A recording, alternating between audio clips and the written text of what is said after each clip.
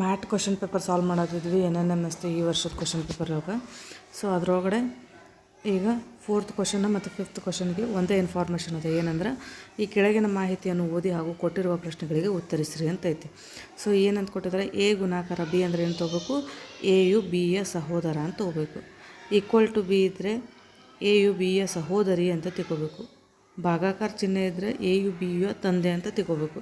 So ಇದರೊಳಗಡೆ first question 4ನೇ question ಏನಿದೆ, ಕೆ ಭಾಗಾಕಾರ ಎಲ್ ಗುಣಾಕಾರ ಎಮ್ ಅಂತದ.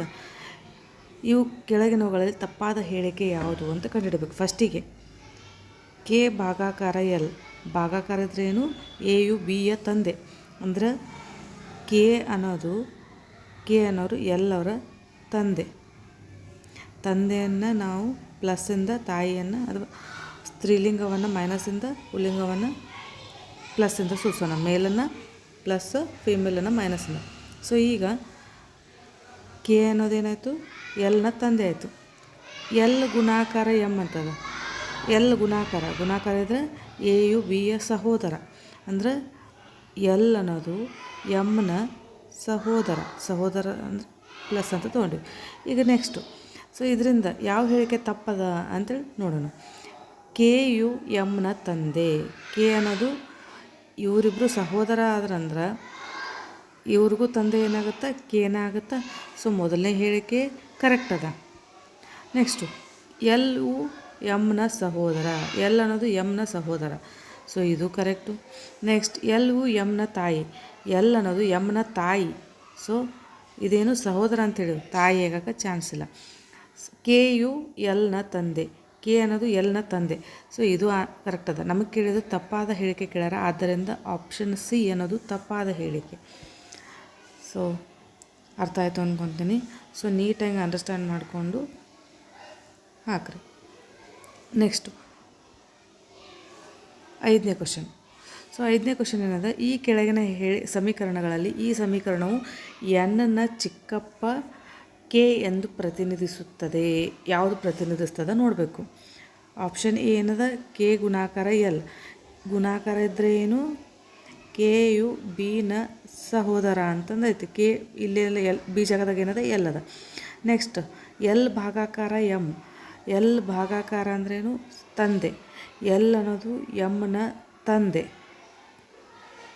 Next M is equal to N, is equal to ಇದ್ರೇನು, ಸಹೋದರಿ, ಎಮ್ ಅನ್ನೋದು ಎನ್ನ ಸಹೋದರಿ.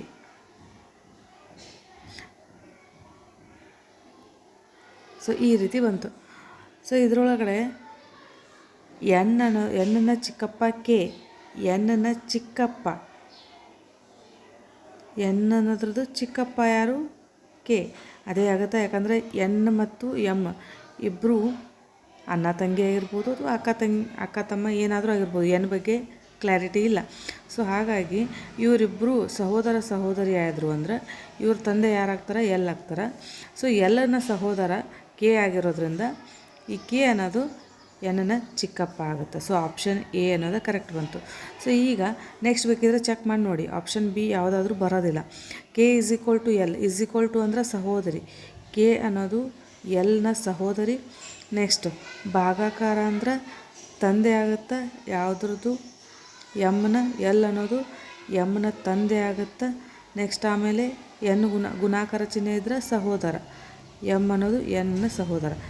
ಎನ್ ಅನ್ನೋದು ಇಲ್ಲಿ ಅದ, ಹೌದಾ.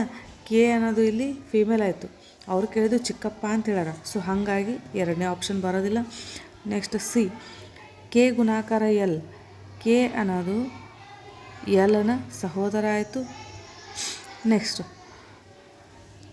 L is equal to M, L is equal to ಅಂದರೆ ಎಲ್ ಅನ್ನೋದು ಎಮ್ನ ಸಹೋದರಿ ಆಯಿತು. ಭಾಗಾಕಾರ ಎನ್ ಅಂದ್ರೆ ಇದು ತಂದೆ ಆಯಿತು. ಸೊ ಇಲ್ಲಿನೂ ಏನಾಗುತ್ತಾ, ಎನ್ ಅನ್ನೋದು ಕೆನ ಚಿಕ್ಕಪ್ಪ ಆಗುತ್ತೋ ಇಲ್ಲೋ.